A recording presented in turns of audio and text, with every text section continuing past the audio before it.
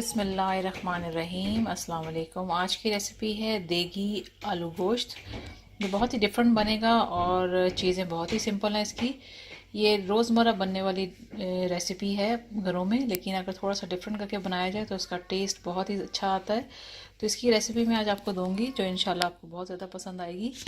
इसके लिए जो चीज़ें चाहिए, जो मेन चीज़ें हैं इसकी, वो मैं आपको बता दूं। ये मैंने लैम लिया है, आप बीफ के साथ भी बना सकते हैं। ये लिया है मैंने आधा किलो। ये मेरे पास फ्रोज़न है तो इसके हिसाब से मैं इसके अंदर पानी ऐड करूँगी।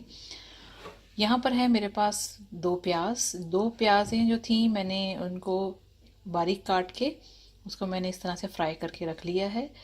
इससे ज़्यादा आपने इसका कलर ब्राउन नहीं करना। आपके सालन का कलर जो है वो आपकी प्याज जितनी ब्राउन हुई हुई है उसके ऊपर ही डिपेंड करता है। अगर आपने ज़्यादा ब्लैक कर दी तो उससे आपका सिर्फ सालन का कलर ही ख़राब नहीं होगा, बल्कि सालन में कड़वाहट भी आ जाती है। तो इसलिए ध्यान रहे कि आप जो प्याज ब्राउन करें वो हल्की ही ब्राउन हो, ज़्यादा डार्क ब्राउन ना हो। और यहाँ पे दूसरी तरफ मेरे पास हैं 2 लार्ज साइज़ के आलू जो कि मैंने हल्के से फ्राई करके रखे हैं। ऑयल जो है, जिस ऑयल में मैंने प्याज को ब्राउन किया, पहले प्याज को निकाल लिया और उसके बाद फिर मैंने उसी ऑयल में आलू जो हैं वो थोड़े से फ्राई किए हैं।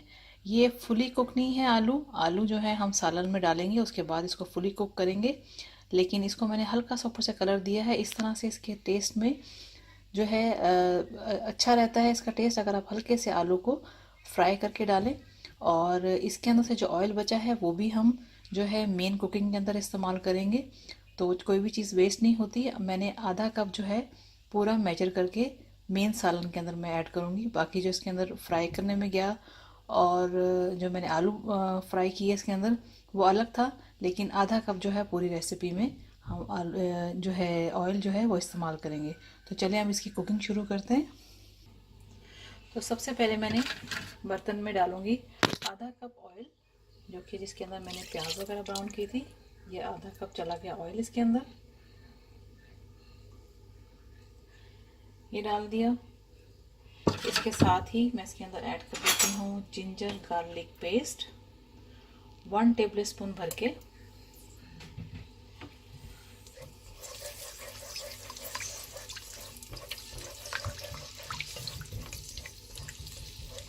मेरे पास चूँकि गोश्त जो है वो फ्रोज़न है, आपके पास फ्रेश गोश्त अगर होगा तो आप straight away ginger garlic paste के साथ ही आप डाल देंगे और उसको हल्का सा फ्राई करेंगे। जब रेड से वो पिंक जो वाइट सा हो जाएगा, मतलब उसका चेंज हो जाएगा कलर थोड़ा सा, हल्का सा फ्राई होने के बाद तो आप बाकी के मसाले इसके अंदर ऐड करेंगे। लेकिन मैं जो है मैं थोड़ा सा पानी ऐड करूँगी, साथ ही गोश्त भी डालूँगी क्योंकि गोश्त मेरे पास फ्रोज़न है। इसको 1 मिनट देने के बाद, जिंजर गार्लिक पेस्ट के बाद, आप इसमें डाल देंगे गोश्त।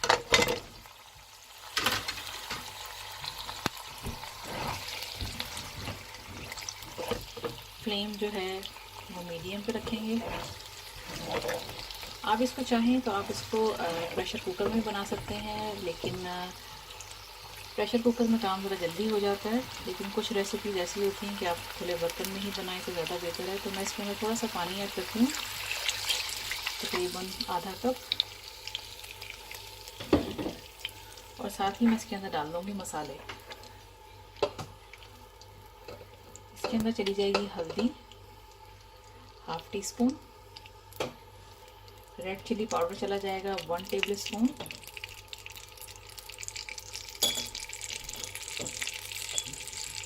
वाइट क्यूमिन सीड्स, ये जो हैं भुने हुए पिसे हुए हैं 1/2 टीस्पून, 1 टेबल स्पून चला जाएगा कोरिएंडर पाउडर। ये जो है मैंने भुना था तवे पर और उसके बाद मैंने इसको पीसा है इस तरह से, ये चला गया। और चला जाएगा इसके अंदर नमक, सॉल्ट टू टेस्ट है, या 1 टेबल स्पून आप डालेंगे। अगर 1 टेबल स्पून से ज़्यादा पसंद करते हैं थोड़ा सा सॉल्टी, तो इससे ज़्यादा आप डालेंगे। मैं इसके अंदर अपने टेस्ट के मुताबिक डाल रही हूँ तकरीबन 1 टेबल स्पून। ये थे इसके मसाले। अब मैं इसको कर दूँगी गोश्त को कवर इसके साथ, और इसको पकने देंगे ताकि गोश्त जो है वो खुल जाए।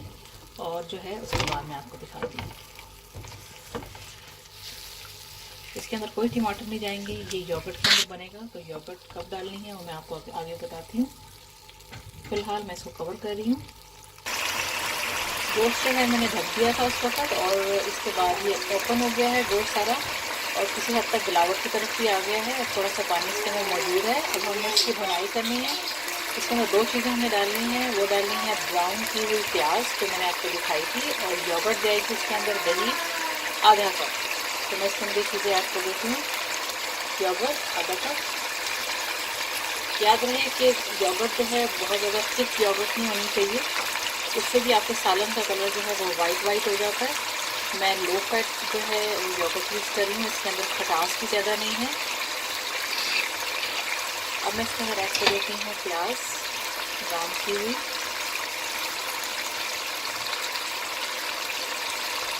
इसके साथ अब इसकी हमने भुनाई करनी है।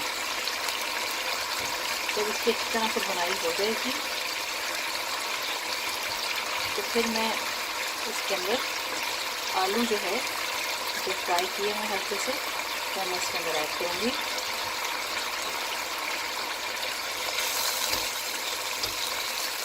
कि आलू जो है वो हाफ डन है, फुली कुक नहीं है, तो उनको भी हार्डली 5 मिनट लगेंगे, 5 से 6 मिनट फुली कुक होने में। तो जब तक हम इसकी भुनाई कर लेते हैं।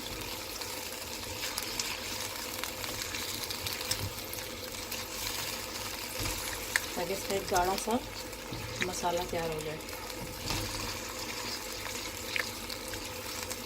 फ्लेम जो है मैं थोड़ा सा हाई पे कर देती हूँ, मीडियम से।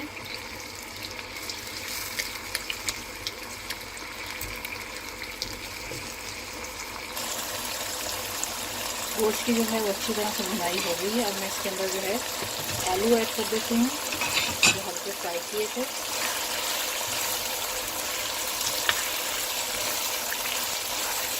मिक्स करेंगे इसके साथ।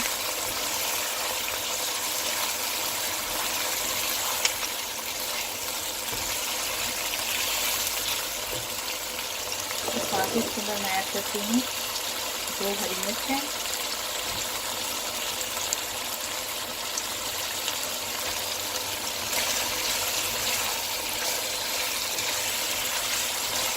पानी आपने इतना इसके अंदर ऐड करना है जितना कि सालन आपको गाढ़ा या पतला चाहिए।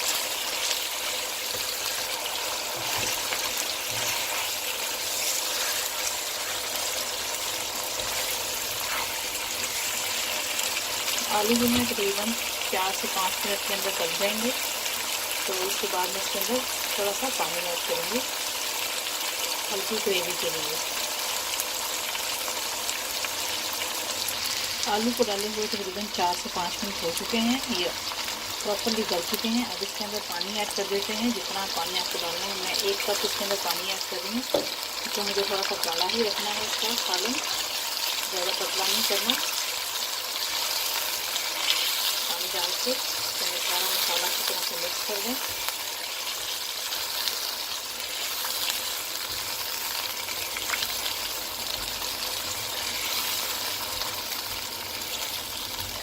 जैसे ज़बरदस्त गाढ़ा इसका मसाला तैयार हुआ है।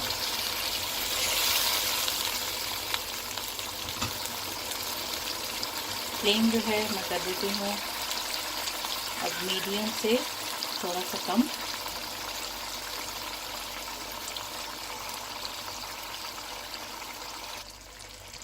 अब इसके अंदर मैं ऐड करती हूँ जायफल जावित्री। जायफल जावित्री जो है मेरे पास तकरीबन मोटी मोटी सी पिसी हुई है। तो आपके पास अगर जो है कॉफ़ी ग्राइंडर प्रॉपर्ली काम कर रहा है तो आप बारीक पाउडर बना के इसके अंदर ऐड करेंगे। ये मैंने डाल दी है, तकरीबन ½ टीस्पून से थोड़ी सी कम है। जायफल जावित्री चली गई, और इसके अंदर चला जाएगा पिसा हुआ गरम मसाला, ये भी ½ टीस्पून है। और इसके अंदर चला जाएगा हरा धनिया, फ्रेश कोरिएंडर आपने डाल दिया इसके अंदर। और अब इसको मैं रखूँगी दम पे, ताकि अच्छी तरह से ऑयल जो है इसके ऊपर आ जाए। ये देखिए आलू गोश्त को जो है मैंने थोड़ी देर के लिए दम पे रखा, और ये सारा ऑयल जो है ये आपको नज़र आ रहा होगा कि ये अच्छी तरह से ऊपर आ चुका है। तो ये रेडी हो चुका है, और इसी तरह से आप इस रेसिपी को बनाएं और ज़रूर ट्राई कीजिएगा। इसको गरम नान के साथ ये बहुत टेस्टी लगता है। मेरे तरीके से बनाइएगा तो इंशाल्लाह ये रेसिपी आपकी अच्छी बनेगी। अगर आपको ये रेसिपी अच्छी लगे तो आप मेरे चैनल को सब्सक्राइब करें, तो मेरी रेसिपीज़ अपने दोस्तों के साथ ज़रूर शेयर करें। And thanks for watching the video.